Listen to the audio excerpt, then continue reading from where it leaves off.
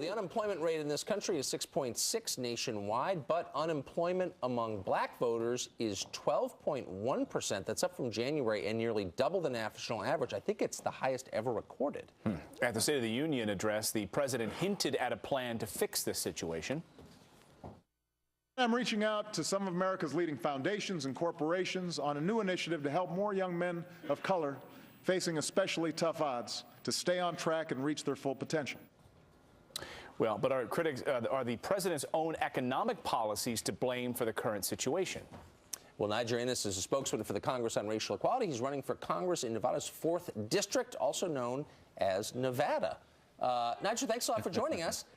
So, good morning. I am so struck by the president's twin and competing goals of lowering the unemployment rate among black Americans and increasing dramatically the rate of low-skilled workers who immigrate to this country. The two kind of work against one another, don't they?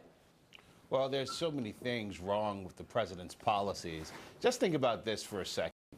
He's focusing on young black men, and I suppose he also is concerned about young Latino men and young women of color as well. And yet he, the first black president of the United States, first African-American president of the United States, has his black attorney general suing the state of Louisiana to try to prevent them from instituting a voucher program that is going to disproportionately help young black kids in Louisiana to get an education so that they can compete and compete for the jobs of this century. Critics have said, of course, that the president's own policies right now are adversely affecting black voters. And this effort by the president, I'll quote this and see if you can understand what this means, is going to make sure that every young man of color who is willing to work hard and lift himself up has an opportunity to get ahead and reach his full potential. That's what the White House said about these new programs. Kind of a nebulous statement. What does that mean? It's that's exactly right. It's a symbolic gesture.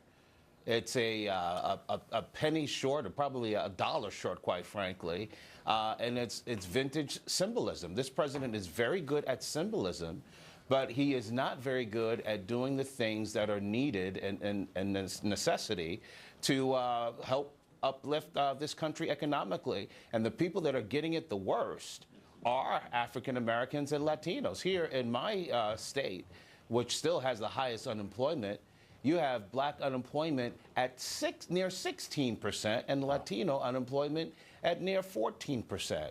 It's an outrage. Well, that is, and, you know, that is don't take it from me. Take it from Travis Smiley. But here's what I don't understand, Niger. Those numbers are real. They're terrible. State after state have the same numbers.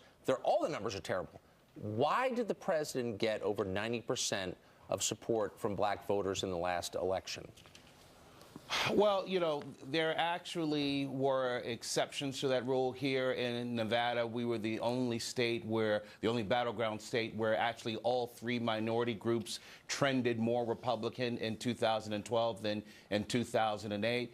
You know, and there's no question, and I'm not going to dodge your question, Tucker. There is a emotional bond that African Americans have to this president, but quite frankly, he did extraordinarily well in the Latino community, and in the most assimilated minority group, Asian Americans, he won them 3-1. He did.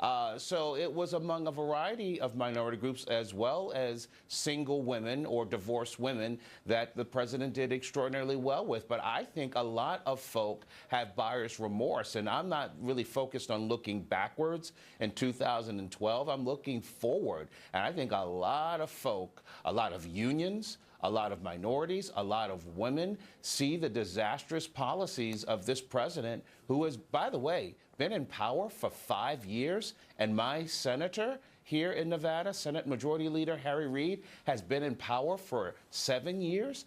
How dare these guys talk about income inequality when they've been running the shop for 5 years to 7 years? Well, if our Republicans can articulate that point come the next election, which they failed to do last time. As you know, Bush did it. But Niger Innis, thanks a lot joining us from Nevada/Nevada this morning. Thank you. Thanks, Niger. So people from Nevada, they say Nevada. They say Nevada. They don't like it if you say Nevada. Right.